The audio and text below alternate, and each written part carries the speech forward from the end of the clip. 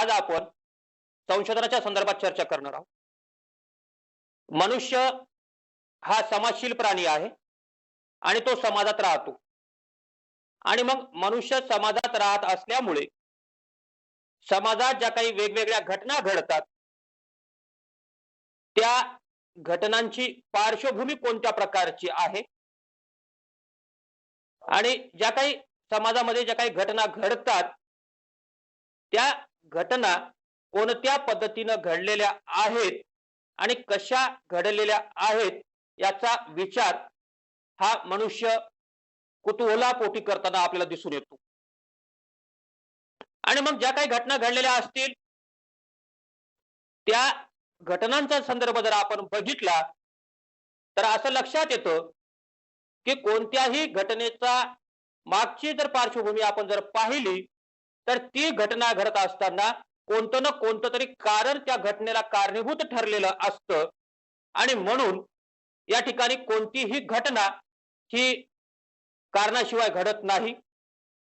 आणि मग त्या अनुषंगानं जी काही घटना आहे त्या घटनेच्या अनुषंगानं आपण ज्यावेळेस चर्चा करतो त्यावेळेस त्या घटनेमागची कार्यकारण शोधण्याचा प्रयत्न आपण कुतूहलापोटी करत असतो. आणि म्हणून कोणतीही जी काही घटना घडलेली असेल त्या घटनेमागचे कारण काय आहेत, कार्यकारण संबंध काय आहे हा शोधण्याचा आपण प्रयत्न करतो. आणि ज्यावेळेस आपण कोणत्याही घटनेमागचे कार्यकारण संबंधाचा शोध घेतो त्यावेळेस आपल्याकडे शास्त्रीय दृष्टिकोन तयार होत असतो, म्हणजे वैज्ञानिक दृष्टिकोन तयार होत असतो. आणि मग या वैज्ञानिक दृष्टिकोनाच्या माध्यमातून जी काही घटना घडलेली असेल या वैज्ञानिक दृष्टिकोनाच्या माध्यमातून जी काही घटना घडलेली असेल त्या शास्त्रीय दृष्टिकोनातून आपण त्या घटनेमागचं सत्य शोधण्याचं काम या ठिकाणी करतो. आणि मग जी काही घटना घडलेली असेल त्या घटनेमागचं सत्य शोधताना जी काही आपल्याला समस्या उद्भवलेली असेल किंवा ज्या घटनेची आपण कार्यकारण मीमांसा शोधतोय त्या आधारावर आपली जी काही समस्या आहे त्या समस्येचं उत्तर आपल्याला या ठिकाणी मिळताना दिसून. आणि म्हणून मग या सगळ्या बाबीचा ज्यावेळेस आपण गांभीर्याने विचार करतो, एखाद्या घटनेचा विचार करतो, त्या घटनेच्या मागच्या कार्यकारणाचा विचार करतो, त्याच पद्धतीने आपल्याला जी काही एखादी समस्या उद्भवलेली असेल त्या उद्भवलेल्या समस्येची सोडवणूक कशी करायची याचा सुद्धा विचार आपण करत असतो. आणि मग जी काही समस्या आपल्याला उद्भवलेली असेल त्या समस्येचं उत्तर शोधण्याचा प्रयत्न आपण करतो. आणि मग त्या समस्येचं उत्तर शोधण्यासाठी आपण अनेक वेळा प्रयत्न करताना दिसून येतो. आणि मग त्याच अनुषंगानं संशोधनाच्या संदर्भात असं म्हटलं जातं की जो काही संशोधन हा शब्द आहे त्याला इंग्रजीत रिसर्च असं म्हणतात आणि या शब्दाची फोड री आणि सर्च अशी झालेली आहे. आणि या रिसर्चचा अर्थ होतो पुन्हा पुन्हा शोध घेणे. रिसर्चचा अर्थ पुन्हा पुन्हा शोध घेणं म्हणजे आपल्या पुढे ज्या काही अनेक समस्या आहेत त्या ज्या काही समस्या निर्माण झालेल्या असतील त्या समस्येचं उत्तर शोधण्यासाठी आपण जो काही प्रयत्न करतो आणि तो प्रयत्न करत असताना आपल्याला काही वेळा त्या समस्येची उत्तर मिळत नाहीत म्हणून आपण ती समस्या सोडून देत नाही, तर त्या समस्येची उत्तर मिळण्यासाठी आपण पुन्हा पुन्हा पुन्हा प्रयत्न करतो आणि त्या समस्येची सोडवणूक करताना दिसून येतो. आणि मग एका समस्येतून अनेक समस्या सुद्धा निर्माण होतात. आणि म्हणून समस्येच्या संदर्भात ज्यावेळेस आपण बोलतो त्यावेळेस समस्या ही एक न संपणारी प्रक्रिया आहे. आणि मग ही समस्या न संपणारी प्रक्रिया असल्यामुळं आपल्याला जी काही समस्या उद्भवलेली असेल त्याच समस्येतून अनेक नवनवीन उत्तरं मिळताना दिसून येतात. कारण हा माणूस जिज्ञासू आहे आणि या जिज्ञासेपोटी मनुष्य आपल्या समस्येचं उत्तर शोधण्याचा प्रयत्न या ठिकाणी करतात. आणि त्याच पद्धतीने संशोधनामध्ये सुद्धा जी काही आपण संशोधनाची समस्या निवडलेली असेल त्या संशोधन समस्येच्या संदर्भात त्या ठिकाणी नवीन ज्ञान प्राप्त करण्यासाठी आपण त्या समस्येच्या संदर्भात पुन्हा पुन्हा त्या समस्येच्या उत्तरासाठी शोध घेतो आणि म्हणूनच रिसर्च म्हणजे पुन्हा पुन्हा शोध घेणं असं म्हटलं जातं. आणि म्हणून या रिसर्च या शब्दाला पर्यायवाची शब्द म्हणून डिस्कव्हर हा शब्द वापरला जातो. डिस्कव्हरचा अर्थ शोध असा होतो आणि डिस्कव्हरला असं म्हटलं जातं की एखाद्या घटनेवर जो काही पडदा असेल तो पडदा बाजूला करणं आणि मग या शोधाच्या माध्यमातून डिस्कव्हरच्या माध्यमातून नव्याचा बोध होतो आपल्याला. जे काही उपलब्ध ज्ञान असेल आपलं त्या ज्ञानामध्ये मोठ्या प्रमाणात भर पडतं आणि मग या सगळ्या बाबीचा ज्यावेळेस आपण शोध घेतो त्यावेळेस या डिस्कव्हर मध्ये अमेरिकेनं ज्यावेळेस कोलंबसने ज्यावेळेस अमेरिकेचा शोध लावला त्यावेळेस अमेरिका अस्तित्वात होती पण ती लोकांना ज्ञात नव्हती आणि म्हणून या ठिकाणी डिस्कव्हर आणि रिसर्च हे एकमेकाला पर्यायवाची शब्द वापरले जातात. आणि म्हणून या ठिकाणी एखादी वस्तू आपल्याकडनं हरवलेली असेल तर त्या हरवलेल्या वस्तूचा शोध घेण्यासाठी आपण प्रयत्न करतो पण प्रयत्न करूनही ती वस्तू आपल्याला परत मिळत नाही आणि पुन्हा आपण त्या वस्तूचा जी काही वस्तू हरवलेली असेल त्या वस्तूचा पुन्हा शोध घेण्याचा आपण या ठिकाणी प्रयत्न करतो. आणि म्हणूनच रिसर्च मध्ये संशोधनामध्ये या ठिकाणी एखाद्या घटनेच्या संदर्भात एखाद्या समस्येच्या संदर्भात या ठिकाणी पुन्हा पुन्हा शोध घेतला जातो. आणि म्हणून या संशोधन प्रक्रियेच्या माध्यमातून या ठिकाणी नवीन तत्व शोधली जातात, नवे नियम शोधले जातात, नवीन तथ्य शोधली जातात, नवीन माहिती शोधली जातं आणि याच संदर्भात जे काही आपण नवीन माहिती नवीन तथ्य नवीन तत्व जे काही शोधलेले असतील त्याच तत्वाच्या आधारावर या ठिकाणी जे काही जुने सिद्धांत असतील जुन्या ज्या काही संकल्पना असतील जुने काही तत्व असतील जुने काही नियम असतील जुने काही विचार असतील जुने काही विचार प्रवाह असतील या सगळ्या बाबींचं या ठिकाणी परीक्षण केलं आणि मग परीक्षण केल्यानंतर त्याची प्रासंगिकता किती आहे त्याची उपयुक्तता किती आहे समकालीन काळामध्ये त्या संकल्पना आपल्याला उपयुक्त पडतात का याचा विचार आपण वेळोवेळी करत असतो आणि ह्या गोष्टी संशोधनाच्या माध्यमातून आपल्या पुढे येतात. आणि म्हणून एखाद्या समस्येच्या संदर्भात एखाद्या घटनेच्या संदर्भात पुन्हा पुन्हा शोध घेण्याची जी काही प्रक्रिया आहे ती प्रक्रिया म्हणजे संशोधन होय.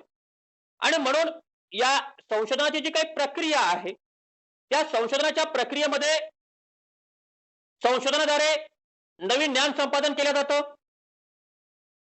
त्याच पद्धतीने जे काही जुनं ज्ञान असेल जुने सिद्धांत असतील जुने विचार असतील त्याचं परीक्षण केलं जातं आणि त्याच पद्धतीनं संशोधन ही एक शास्त्रीय पद्धत आहे आणि म्हणून संशोधनाच्या माध्यमातून आपल्या ज्या काही समस्या असतील त्या समस्येचं आपण शास्त्रीय पद्धतीनं सोडवण्याचा प्रयत्न करतो आणि म्हणून संशोधन ही एक बौद्धिक प्रक्रिया आहे.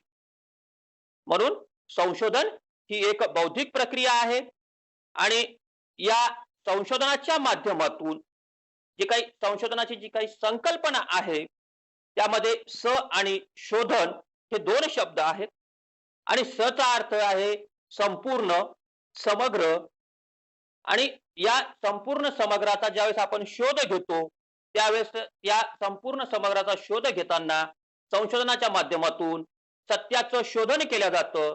म्हणून सत्य शोधण्यासाठी एखाद्या घटनेच्या मागची पार्श्वभूमी तपासण्यासाठी घटनेमागची कार्यकारणाची मीमांसा करण्यासाठी आपण त्या घटनेचा पुन्हा पुन्हा शोध घेतो आणि त्या आधारावर सत्य शोधून काढण्याचा या ठिकाणी प्रयत्न करतो.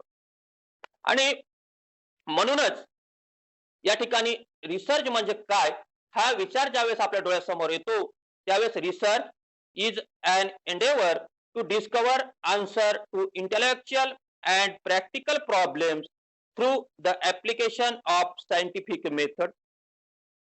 त्याच पद्धतीनं रेडमंड आणि मोरी नावाचा जो काही विचारवंत आहे तो असं म्हणतोय की नवीन ज्ञान प्राप्तीच्या नवीन ज्ञानप्राप्तीच्या नवीन ज्ञानप्राप्तीच्या व्यवस्थित प्रयत्नाला संशोधन असं म्हणतात. Research is a systematic effort to gain a new knowledge असं रेडमंड मोरी म्हणतोय. आणि त्याच पद्धतीनं F.N. केरलिंगर नावाचा जो काही विचारवंत आहे तो संशोधनाच्या संदर्भात असं म्हणतोय की शास्त्रीय संशोधन हे व्यवस्थित, नियंत्रित आणि अनुभवजन्य असते आणि त्याद्वारे नैसर्गिक घटनांमधील संभावनीय संबंधाच्या गृहीत कृत्याचं टीकात्मक परीक्षण केल्या जाणारी जी काही प्रक्रिया आहे तिला संशोधन असं म्हणतात. Scientific research is a systematic controlled empirical and critical investigation of hypothetical propositions about the presumed relation among natural phenomena. आणि त्याच पद्धतीनं J.W. बेस्ट नावाचा जो काही विचारवंत आहे तो सुद्धा असं म्हणतोय की संशोधन ही एक व्यवस्थित क्रिया होय. संशोधन ही एक व्यवस्थित क्रिया होय ज्याद्वारे शोध घेतला जातो आणि संघटित ज्ञानाच्या अंगाचा या ठिकाणी विकास केला जातो. त्याच्यानंतर C.A. मोझर नावाचा जो काही विचारवंत आहे तो असं म्हणतोय की नवीन ज्ञानप्राप्तीसाठी इंद्रियाच्या माध्यमातून ज्या काही घडामोडी घडतात त्या घडामोडी व समस्याचा व्यवस्थितपणे केलेल्या अन्वेषणास आपण संशोधन असं म्हणतो. त्याच्यानंतर डॉक्टर P.L. भांडारकर असं म्हणतात की नव्याने उजेडात आलेल्या तथ्यांच्या आधारे प्रस्थापित स्वीकृत निष्कर्ष व सिद्धांत पुन्हा तपासून पाहण्यासाठी केलेली सखोल व चिकित्सक चौकशी म्हणजेच संशोधन होय. एकंदरीतच वेगवेगळ्या विचारवंताच्या ज्या काही वेगवेगळ्या व्याख्या त्यांची वेगवेगळी जी काही मतं आहेत ती मतं अभ्यासल्यानंतर असं लक्षात येतं की संशोधनाची जी काही प्रक्रिया आहे त्या संशोधनाच्या प्रक्रियेमधून या ठिकाणी नवीन ज्ञान संपादन केलं जातं. जे काही जुनं ज्ञान असेल त्या जुन्या ज्ञानाचं परीक्षण केलं जातं. त्याचप्रमाणे संशोधनाची जी काही प्रक्रिया आहे त्या प्रक्रियेच्या द्वारे आपण या ठिकाणी सत्याचा शोध घेतो आणि त्या सत्याच्या शोधाच्या माध्यमातून ज्ञान प्राप्ती करण्यासाठी संशोधनाची प्रक्रिया ही आपल्याला उपयुक्त पडते असं आपल्याला या ठिकाणी म्हणता येईल. आणि मग या सगळ्या बाबीचा ज्यावेळेस आपण विचार करतो त्यावेळेस जे काही संशोधनाची जी काही वैशिष्ट्ये आहेत किंवा ज्या काही वेगवेगळ्या विचारवंताच्या आपण व्याख्या पाहिल्यात त्या व्याख्याचा जर आपण विचार गांभीर्याने केला तर या संशोधन प्रक्रियेची जी काही वैशिष्ट्ये आहेत ती वैशिष्ट्ये आपल्याला पुढील प्रमाणे सांगता येतील. डिस्कवर ऑफ न्यू नॉलेज, नवीन ज्ञानाचा शोध, त्याचं संपादन करणं, जुन्या ज्ञानाचं परीक्षण करणं, या सगळ्या बाबी या संशोधनाच्या वैशिष्ट्यामध्ये येतात. त्याच्यानंतर ज्या काही सामाजिक घटना असतील त्या घटनांचं किंवा समाजामध्ये जे काही व्यवहार होतात त्या व्यवहारांचं किंवा सामाजिक ज्या काही समस्या असतील त्या समस्येचं सूक्ष्म अध्यापन करणारी प्रक्रिया म्हणून संशोधनाकडे पाहिलं जातं. आणि याच संशोधनामध्ये वैज्ञानिक पद्धतीचा अवलंब केला जातो आणि वैज्ञानिक पद्धतीचा अवलंब करत असताना या ठिकाणी नवीन तंत्र, नवीन पद्धतीचा या ठिकाणी मोठ्या प्रमाणात वापर केला जातो. आणि मग या नवीन तंत्राच्या माध्यमातून, नवीन पद्धतीच्या माध्यमातून या ठिकाणी जे काही नवीन विचार असतील ते नवीन विचार, तथ्य, नवीन सिद्धांत, नवे नियम याचा शोध घेण्याची प्रक्रिया म्हणून संशोधनाकडे पाहिलं जातं. आणि त्याच पद्धतीनं कोणत्याही घटनेमागची जी काही कार्यकारणाची संबंधाची जी काही समस्या आहे ती कार्यकारण संबंधाचा शोध घेणारी प्रक्रिया म्हणून या ठिकाणी संशोधनाकडे पाहिलं जातं. त्याच पद्धतीनं केवळ कार्यकारण संबंधाचा शोधच या प्रक्रियेमध्ये घेतला जात नाही तर या प्रक्रियेमध्ये जी काही तुमची समस्या असेल त्या समस्येची सोडवणूक केल्या जातं आणि ती समस्येची सोडवणूक ही शास्त्रीय पद्धतीने केल्या जातं. आणि म्हणून या ठिकाणची जी काही तुम्ही समस्या उद्भवलेली असेल ती समस्या ही निरीक्षणक्षम्य आणि अनुभवाच्या आधारावर, पुराव्याच्या आधारावर या ठिकाणी सोडवण्याचं काम हे संशोधनाच्या माध्यमातून केलं जातं. आणि मग ह्या अनुभव निरीक्षणाच्या आधारावर जी काही आपण समस्या सोडवतोय त्यावेळेस जी समस्या आपण घेतलेली असेल किंवा आपल्याला जी काही समस्या उद्भवलेली असेल त्या समस्येचं अचूक निरीक्षण आणि वर्णन हे त्या संशोधन समस्येमध्ये केलेलं असतं, संशोधनामध्ये केलेलं असतं. आणि म्हणून या संशोधन प्रक्रियेमध्ये नवीन विचार, नवे तथ्य, सिद्धांत शोधण्याचं काम या ठिकाणी केलं जातं. आणि मग हे सगळ्या गोष्टी होत असताना या ठिकाणी या संशोधनाच्या संदर्भात जे काही वेगवेगळे स्रोत आहेत, प्राथमिक स्रोत आहेत, दुय्यम स्रोत आहेत, त्या प्राथमिक आणि दुय्यम स्रोताच्या आधारावर या ठिकाणी माहिती संकलित केल्या जातं. आणि मग जी काही माहिती संकलित केलेली असेल त्या माहितीच्या आधारावर या ठिकाणी नवीन उद्देशांचं आणि ते नवीन उद्देश जे काही असतील त्या नवीन उद्देशाचं जे काही तुम्ही निश्चित केलेले असतील त्या उद्देशाची परिपूर्तता या डेटाच्या माध्यमातून या ठिकाणी आपण करताना दिसून येतो. आणि त्याच पद्धतीनं या ठिकाणी जी काही संशोधनाची जी काही प्रक्रिया आहे त्या प्रक्रियेचा जर आपण विचार केला तर ही काळजीपूर्वक केलेली एक प्रक्रिया आहे. आणि या ठिकाणी कोणत्याही घटनेचं चिकित्सक वृत्तीनं विश्लेषण केल्या जातं. म्हणूनच या संशोधनाच्या प्रक्रियेच्या संदर्भात काळजीपूर्वक व टीकात्मक चौकशी अशी ही काही वेळा संशोधनाची व्याख्या केली जातं. आणि म्हणून या ठिकाणी ज्या माहितीच्या आधारावर आपण निष्कर्षापर्यंत पोहोचलेलो आहोत, ज्या माहितीच्या आधारावर आपण निष्कर्षापर्यंत पोहोचलेलो आहोत त्या निष्कर्षांचं प्रामाणिकरण करण्याचं काम हे वस्तुनिष्ठ पद्धतीनं या संशोधन प्रक्रियेमध्ये केलं जातं. आणि म्हणून या ठिकाणी संशोधनाची जी काही व्याप्ती आहे ती व्याप्ती या ठिकाणी अत्यंत मोठ्या प्रमाणात आहे. आणि म्हणून या ठिकाणी संशोधनाची जी काही वेगवेगळी उद्दिष्ट आहेत त्या उद्दिष्टांचा ज्यावेळेस आपण विचार करतो त्यावेळेस आपल्या असं लक्षात येतं की संशोधन म्हणजे काळजीपूर्वक तयार केलेला ज्या काही तुमच्या नोंदी असतील एखाद्या घटनेच्या संदर्भातील त्या नोंदीचा एक सविस्तर अहवाल म्हणून संशोधनाकडे पाहिलं जातं. त्याच पद्धतीनं संशोधनाच्या माध्यमातून एखाद्या घटनेची काळजीपूर्वक आणि टीकात्मक पद्धतीनं वस्तुनिष्ठ पद्धतीनं त्याची चौकशी केली जातं.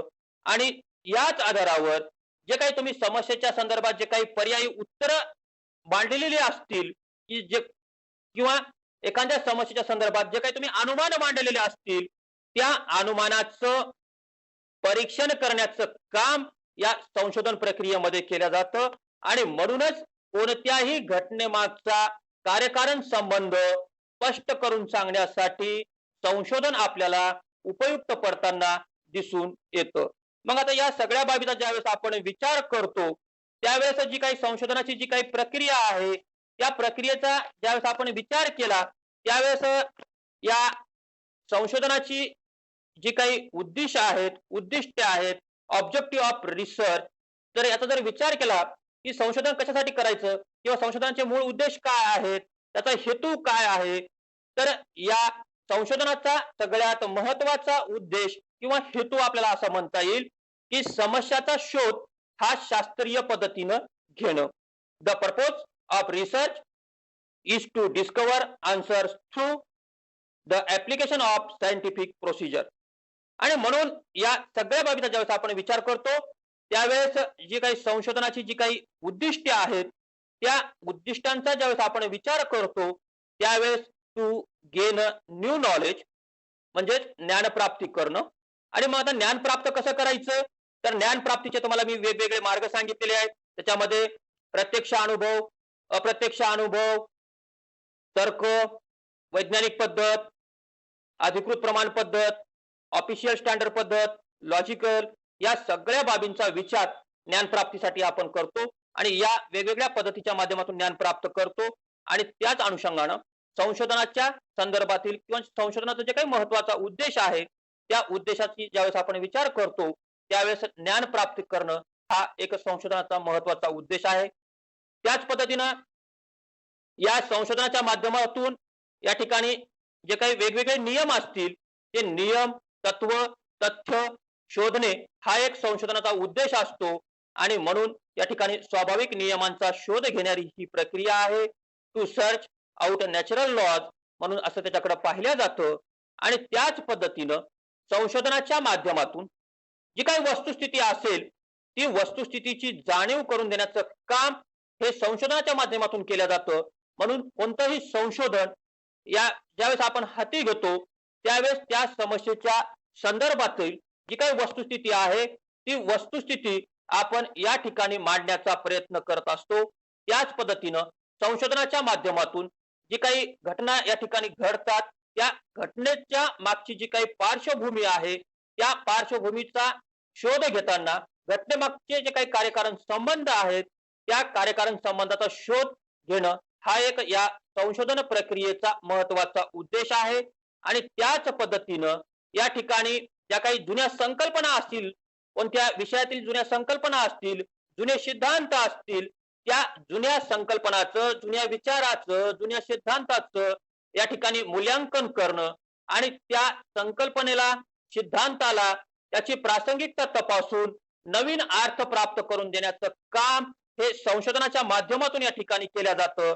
आणि म्हणूनच या ठिकाणी संशोधनाच्या संदर्भात ज्यावेळेस आपण बोलतो त्यावेळेस असं म्हटलं जातं की जी काही संशोधनाची जी काही प्रक्रिया आहे त्या प्रक्रियेच्या संदर्भात ज्यावेळेस आपण बोलतो त्यावेळेस research is the process of finding solution to a problem after thoroughly study and analysis of the situational factors असं या संशोधन प्रक्रियेचं आपल्याला वर्णन करता येईल.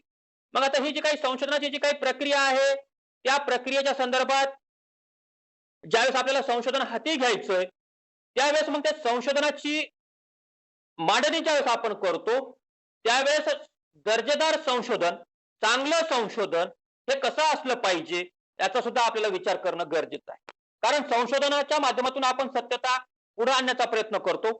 वैज्ञानिक पद्धतीच्या माध्यमातून आपण शास्त्रीय दृष्टिकोन विकसित करतो आणि त्या शास्त्रीय दृष्टिकोनाच्या माध्यमातून सत्यता जगासमोर आणतो. आणि म्हणून म्हणजे काय तुम्ही संशोधन समस्या हाती घेतलेली असेल त्या संशोधन समस्येची मांडणी ही दर्जेदार स्वरूपाची झाली पाहिजे. आणि त्यासाठी या ठिकाणी सर्वप्रथम जे काही आदर्श संशोधन आहे किंवा चांगलं संशोधन कोणतं आहे याचा ज्यावेळेस आपण विचार करतो त्यावेळेस प्रत्येक संशोधकाला जी काही आपली समस्या असेल त्या समस्येची मांडणी ही योग्य पद्धतीनं करणं गरजेचं आहे. जर समस्येची मांडणी तुम्ही शास्त्रीय पद्धतीनं केली तरच तुम्हाला शास्त्रीय पद्धतीनं सत्यापर्यंत पोहोचता येईल, अन्यथा पोहोचता येणार नाही. म्हणून कोणतीही समस्या ही निवडताना योग्य पद्धतीनं निवडली पाहिजे. संशोधनाची व्याप्ती किती असली पाहिजे, समस्येचं क्षेत्र किती आहे, त्याच्यानंतर संशोधनाच्या समस्येच्या अनुषंगाने आपल्याला कोणकोणत्या गोष्टींच्या अडचणीचा सामना करावा लागणार आहे या सगळ्या बाबीचा विचार करून सर्वप्रथम आपण जी काही समस्या निवडणार आहोत त्या समस्येची मांडणी ही योग्य पद्धतीनं झाली पाहिजे. त्याच पद्धतीनं संशोधनाच्या संदर्भात जे काही आपल्याला माहिती संकलित करायची आहे, जे काही तथ्य शोधायची आहेत ते तथ्य शोधण्यासाठी संशोधन समस्येच्या संदर्भात ज्या विषयाचं आपण संशोधन करणार आहोत त्या विषयाच्या अनुषंगानं त्या संशोधनाची उद्देशाची निश्चितता किंवा जे काही तुम्ही उद्देश निश्चित केलेले असतील त्या उद्देशामध्ये स्पष्टता असणं गरजेचं आहे. आणि जर तुमचे संशोधनाचे उद्देश स्पष्ट स्वरूपात नसतील तर आपण सत्याचा शोध घेऊ शकणार नाही, सत्याच्या मार्गाने चालू शकणार नाही. आणि म्हणून सगळ्यात महत्वाची गोष्ट म्हणजे जे काही उद्दिष्ट आपण मांडणार आहोत संशोधनाची ते उद्देश हे स्पष्ट स्वरूपात असले पाहिजे. त्याच्यानंतर संशोधनासाठी तुम्ही कोणती पद्धती वापरता यावर तुमच्या संशोधनाचं भवितव्य अवलंबून असतं. आणि म्हणून संशोधनासाठी एक योग्य अशी संशोधन पद्धती आपण निवडली पाहिजे. आणि मग ती संशोधन पद्धती निवडताना आपल्या संशोधनाचा विषय कोणता आहे आणि त्या विषयाच्या अनुषंगानं आपल्या विषयाला कोणती संशोधन पद्धती उपयुक्त पडतं याचं भान हे संशोधकाला असणं गरजेचं आहे. आणि म्हणून त्या विषयाच्या अनुषंगानं एक चांगली संशोधन पद्धती निवडण्याचं काम हे या ठिकाणी संशोधकाला करणं क्रमप्राप्त ठरतं. म्हणून संशोधन पद्धती कोणत्या प्रकारची आहे यावर संशोधनाचं भवितव्य अवलंबून आहे. म्हणून दर्जेदार आणि चांगल्या संशोधनासाठी संशोधन पद्धती हा एक महत्वाचा फॅक्टर या ठिकाणी अत्यंत उपयुक्त ठरतो. म्हणून संशोधनाची जी काही तुम्ही समस्या निवडलेली असेल त्या समस्येच्या अनुषंगानं या ठिकाणी योग्य संशोधन पद्धती ही निवडणं गरजेचं आहे. त्याच पद्धतीनं संशोधनाचा नियोजित आराखडा तयार करणं गरजेचं ठरतं. कारण कोणतंही काम हे जर पूर्वनियोजित पद्धतीनं आपण जर केलं तर ते काम यशस्वी पद्धतीनं या ठिकाणी पूर्ण होऊ शकतं आणि त्याच्यामध्ये नियोजन जर नसेल तर ते काम आपलं यशस्वी होत नाही. म्हणून संशोधनाची समस्या जी काही निवडलेली असेल त्या संशोधनाच्या संदर्भात या ठिकाणी आपल्याला एक संशोधनाचा नियोजित आराखडा तयार करणं गरजेचं असतं आणि त्या आराखड्यामध्ये आपण संशोधन प्रक्रियेचं संपूर्ण प्रतिबिंब त्याच्यामध्ये उमटवतो.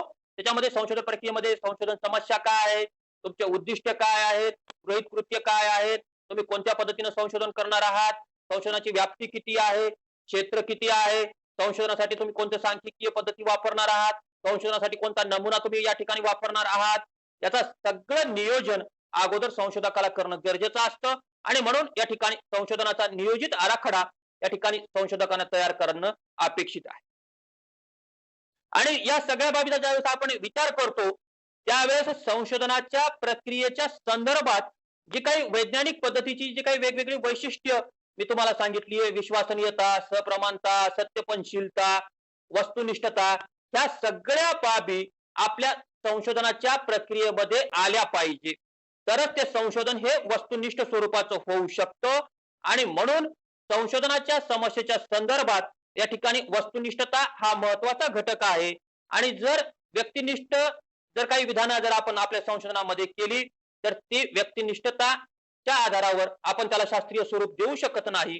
म्हणून अहवालातील जी काही भाषा आहे किंवा संशोधनाच्या प्रक्रियेच्या संदर्भात जी काही आपण एखाद्या घटनेचा अभ्यास करतो त्या घटनेच्या संदर्भात आपलं मत हे पूर्वग्रहदूषित झालेलं नसावं ही एक महत्वाची गोष्ट संशोधकांना लक्षात घेणं गरजेचं आहे. त्याच पद्धतीनं या ठिकाणी जी काही माहिती मिळवलेली असेल त्या माहितीचं योग्य प्रमाणे अर्थनिर्वचन करणं, विश्लेषण करणं आणि त्याचे योग्य पद्धतीनं निष्कर्ष काढणं ह्या गोष्टी ज्या संशोधकाला जमतात त्या संशोधकाचं संशोधन हे दर्जेदार स्वरूपाचं होतं असं आपल्याला दिसून येतं. आणि म्हणून ज्या समस्येच्या संदर्भात आपण अभ्यास करतोय त्याच समस्येच्या संदर्भात संशोधक हा त्या समस्येच्या अनुषंगानं एकनिष्ठ राहिला पाहिजे आणि जोपर्यंत तो त्या पद्धतीमध्ये किंवा त्या समस्येमध्ये एकरूप होत नाही तोपर्यंत त्याला त्या समस्येच्या संदर्भातील सत्यता जाणता येणार नाही आणि म्हणून त्या ठिकाणी संशोधकानं त्या समस्येच्या संदर्भात एकरूप होणं गरजेचं आहे. आणि मग या सगळ्या बाबीचा विचार करत असताना जे संशोधन लोकांना ज्ञान प्राप्त करून देतो त्या ज्ञानाचा उपयोग त्याच्या जीवनामध्ये करता येतो लोकांना ते संशोधन हे दर्जेदार संशोधन असतं, चांगलं संशोधन असतं आणि म्हणून या ठिकाणी जो काही तुम्ही संशोधनाचा जो काही अहवाल तयार करणार आहात त्या अहवालाच्या अनुषंगानं तुमच्या संशोधनाची जी काही भाषा असती ती भाषा योग्य असावी, प्रमाणित भाषा असावी, पल्हाळी भाषा नसावी आणि त्याच पद्धतीनं कोणतंही संशोधन हे काल्पनिक स्वरूपाचं नसावं, कल्पना विलासावर आधारित उभं नसावं आणि म्हणून या सगळ्या बाबीचा ज्यावेळेस आपण विचार करतो त्यावेळेस या ठिकाणी संशोधकाच्या अंगी कोणते गुण असणं गरजेचं आहे. कारण दर्जेदार संशोधन जर आपल्याला पूर्ण करायचं असेल तर त्या दर्जेदार संशोधनासाठी संशोधकाकडे कोणकोणत्या पात्रता असणं गरजेचं आहे याचाही विचार करणं क्रमप्राप्त ठरतं आणि म्हणून जी समस्या आपण निवडलेली आहे त्या समस्येचं पूर्ण ज्ञान त्या संशोधकाला असणं गरजेचं आहे, विषयाचं ज्ञान असणं गरजेचं आहे, संशोधन पद्धतीचं ज्ञान असणं गरजेचं आहे. त्याच पद्धतीनं त्याला त्या विषयाशी ज्या पद्धतीने मी सांगितलं तो एकरूप झाला पाहिजे. एकरूप होऊन चालत नाही तर त्या विषयाची त्याला आवड असली पाहिजे, संशोधनाची आवड असली पाहिजे आणि या सगळ्या गोष्टीचा ज्यावेळेस आपण विचार करतो त्यावेळेस त्या समाजामध्ये घडणाऱ्या घटनाचं त्याने निपक्ष पद्धतीनं वर्णन केलं पाहिजे, निपक्ष पद्धतीनं विश्लेषण केलं पाहिजे. म्हणून त्याच्याकडे निपक्षता हा महत्वाचा गुण हा संशोधकाकडे असणं क्रम प्राप्त ठरतं. त्याच पद्धतीनं संशोधनाच्या संदर्भात त्याला जे काही संशोधनाच्या संदर्भात जे काही वेगवेगळे घटक आहेत, वेगवेगळ्या पद्धती आहेत, त्याच पद्धतीनं ज्या काही सामाजिक समस्या आहेत त्या समस्येचा अनुभव त्याच्या पाठीशी असणं गरजेचं आहे आणि केवळ संशोधन करतोय म्हणजे व्यक्तिनिष्ठ पद्धतीनं करतो असं होत नाही तर त्या संशोधन समस्येच्या अनुषंगानं त्याच्याकडे वैज्ञानिक दृष्टिकोन हा विकसित झाला पाहिजे आणि जोपर्यंत संशोधकाकडे वैज्ञानिक दृष्टिकोन विकसित होत नाही तोपर्यंत आपण सत्याचा आधार घेऊ शकत नाही, सत्यापर्यंत जाऊ शकत नाही. म्हणून वैज्ञानिक दृष्टिकोन हा संशोधकाकडे प्रथमच असणं गरजेचं ठरतं. आणि त्याच पद्धतीनं संशोधकाकडे ज्या काही घटना घडतात, ज्या सामाजिक समस्याच्या घटना घडतात, त्या समस्येच्या अनुषंगानं त्या समस्येची कार्यकारण संबंधाचा शोध घेताना ही नेमकी घटना का घडली, कशी घडली, केव्हा घडली, कधी घडली, या सगळ्या बाबीची घटनांच्या कार्यकारण संबंधाची जिज्ञासा, जाणून घेण्याची जिज्ञासा ही त्याच्याकडे असणं गरजेचं आहे. आणि ज्या संशोधकाकडे जिज्ञासा आणि चिकाटी वृत्ती असतं, तो संशोधक हा आदर्श संशोधक असतो आणि तो संशोधक सत्यापर्यंत जाण्याचा या ठिकाणी प्रयत्न करताना आपल्याला दिसून येतो.